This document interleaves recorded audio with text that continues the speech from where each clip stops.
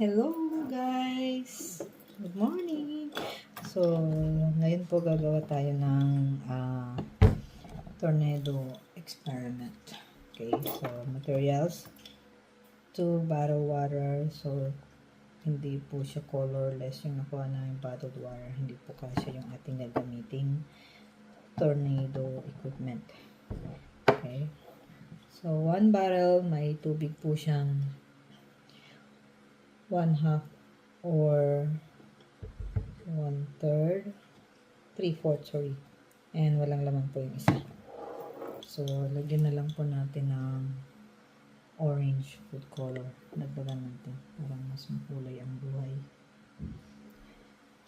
Okay. And then, after, lagyan po natin yung ating tornado cup.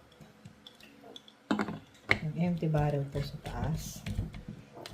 So, ay, hindi nahalo yung ano. Wait lang. Haluin natin yung pangkulay. So, ayan. Tapos, i-flip po natin.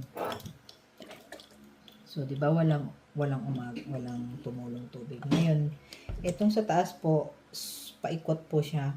Paikot yung movement. Ayan na po siya. Ayan na yung tornado. Okay. So, tornado experiment. Then, ulit natin. Balik ka rin. Okay. Tapos, ito takot ulit ang ikot. So, ayun na naman po siya ulit. Tornado experiment.